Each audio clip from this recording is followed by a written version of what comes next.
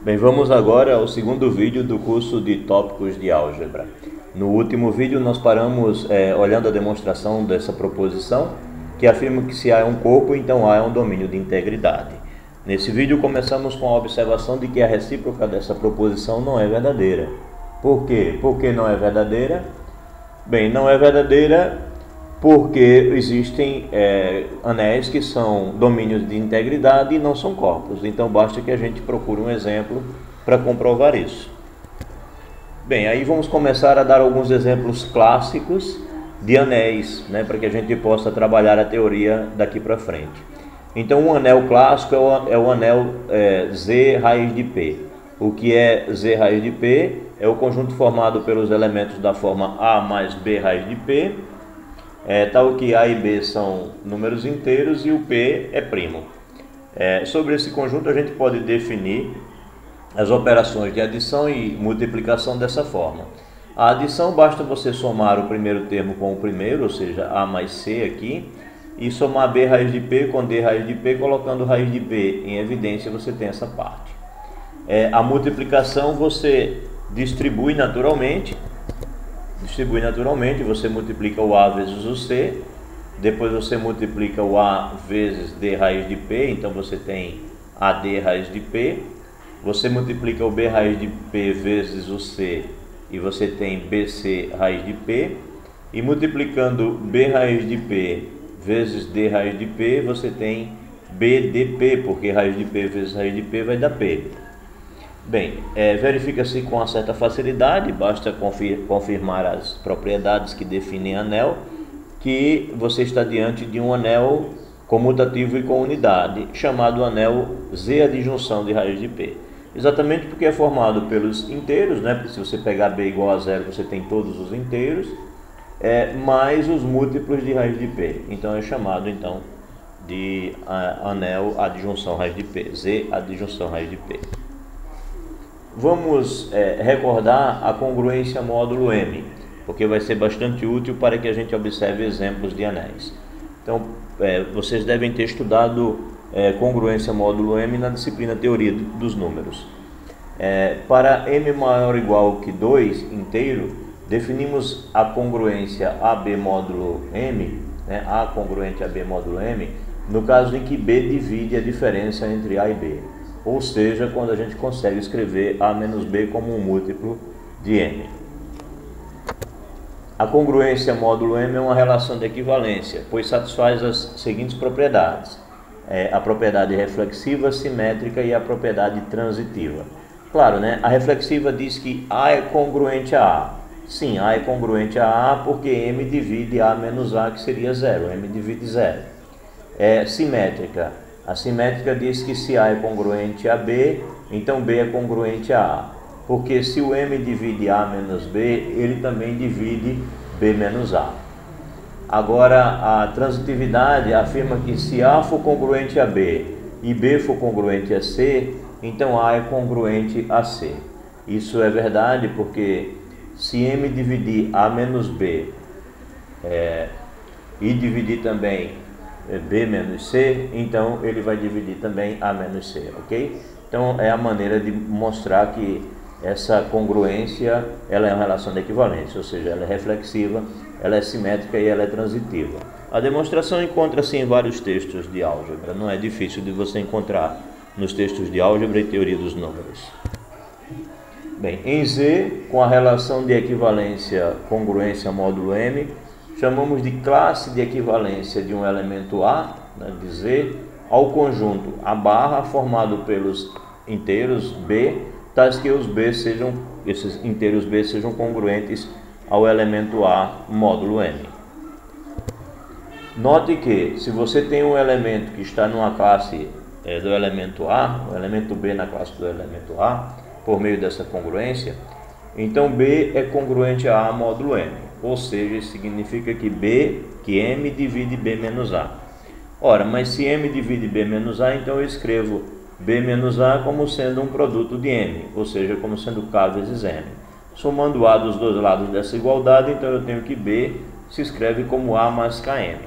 Isso nos dá então uma maneira de como escrever as classes, como escrever todos os elementos das classes a barra para um dado elemento A. Portanto, a barra se escreve como A mais Km com K pertencendo a Z. Isto é, a barra é o conjunto dos múltiplos de M somados com o elemento A. Então, a barra pode ser escrito dessa maneira, né? A mais MZ, onde Z indica aqui a variação dos elementos nos inteiros. Bem, vamos aos exemplos, né, para ficar claro. Por exemplo, em Z2 você só tem os elementos 0 e 1. Então, quais são os elementos da classe do 0 e quais são os elementos da classe do 1? Pelo observado aqui, os elementos da classe do 0 serão 0 mais 2 vezes Z. Né? O 2 é o M, o 0 é o elemento representante da classe, 2 vezes Z. Então, formam esses elementos aqui, né? Quando você pega Z igual a 0, você tem 0. Quando você pega o elemento em Z igual a 1, você tem 2. Quando você pega no Z aqui 2, você tem 0 mais 4, ou seja, você tem 4. Se você pegar no elemento de Z menos 1, então você vai ter 0 mais 2 vezes menos 1, então você tem o menos 2. Se você pegar menos 2, você tem 0 mais 2 vezes menos 2, você tem o menos 4. E assim você vai compondo esse conjunto, que é justamente o conjunto de todos os inteiros pares. Como é a classe do 1? A classe do 1 vai ser 1 mais 2Z, partindo dessa ideia aqui, né? Então, quando você pega Z igual a 0, você tem 1 mais 0, que é 1. Quando você pega Z igual a 1, você tem 1 mais 2, que é 3. Quando você pega Z igual a 2, você tem 1 mais 4, que é 5, e assim por diante. Quando você pega Z igual a menos 1, aí você tem 1 menos 2, que é menos 1. Então, menos 1 está nesse conjunto. Quando você pega menos 2, você tem 1 mais menos 4, ou seja, você tem menos 3. E assim você vai compondo esse conjunto, que é justamente o conjunto dos números ímpares. Então, em Z2, a classe do 0 barra é formada pelos números pares e a classe do 1 barra é formada pelos números ímpares. Bem, em Z3, o que é Z3? Z3 é formado pelas classes do 0, do 1 e do 2. A classe do 0 é formada pelo 0 mais 3Z. Então, quando você pega Z igual a 0, você tem 0. Quando você pega Z igual a 1, você tem 3. Quando você pega Z igual a 2, você tem 6. Quando você pega em Z o número menos 1, você tem o menos 3. Quando pega o menos 2, você tem o menos 6. E assim vai se formando esse conjunto, que é justamente o conjunto formado pelos múltiplos de 3. A classe do 1, 1 mais 3 vezes Z. Se você pega Z igual a 0, você tem 1. Se pega o Z igual a 1, você tem o 4. Se você pega Z igual a 2, você tem o 7. E se você pega Z igual a menos 1, você tem o menos 2. Se pega Z igual a menos 2, você tem o menos 5. E assim por diante, você vai formando esse conjunto. Que conjunto é esse? É o conjunto dos inteiros cuja divisão por 3 dá resto 1. Analogamente, esse daqui será o conjunto dos números inteiros cuja divisão por 3 dá resto 2. Ora, quando você divide por 3, só pode dar resto 0, resto 1 ou resto 2. Então, conclusão, essas classes aqui, elas são as classes de congruência módulo 3, ou seja, em outras palavras, é formada pelos restos da divisão por 3. 0 são os elementos, são os inteiros cuja divisão por 3 dá resto 0, ou seja, são os múltiplos de 3.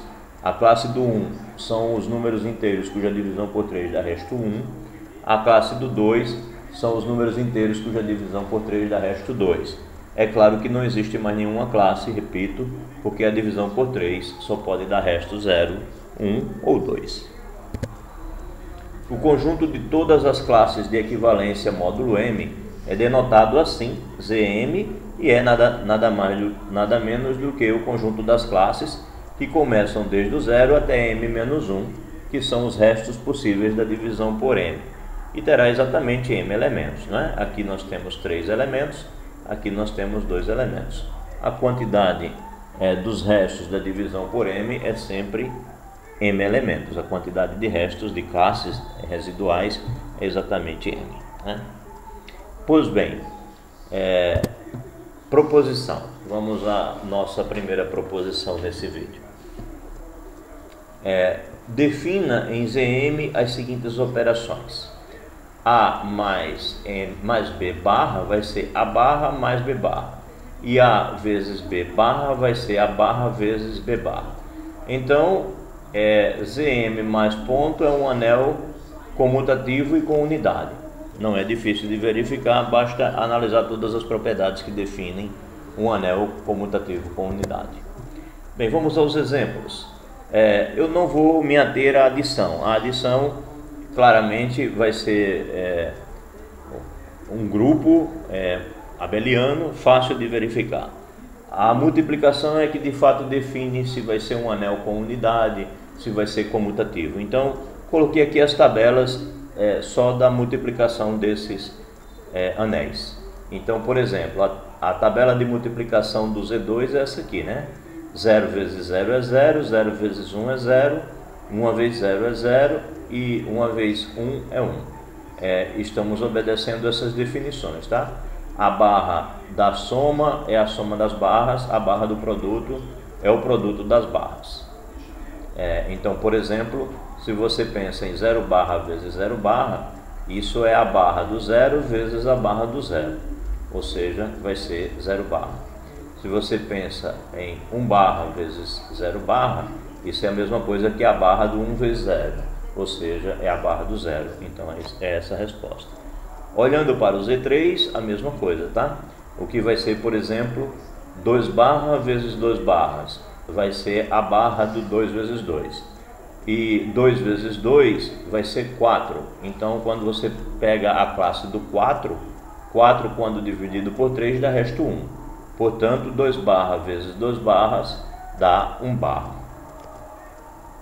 Observe que nos dois casos nós temos corpos, porque todos os elementos não nulos têm inverso e nós estamos diante de dois anéis comutativos com unidade.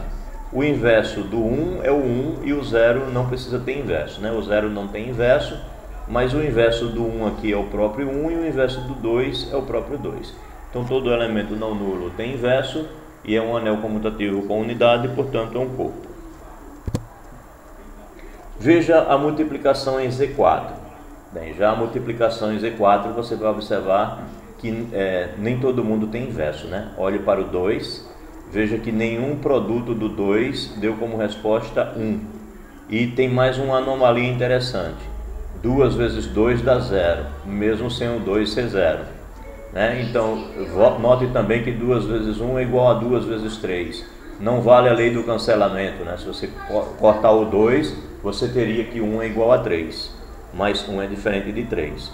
Logo, olhando para essa tabela, a gente nota que Z4 não é um domínio de integridade, portanto, também não é um corpo.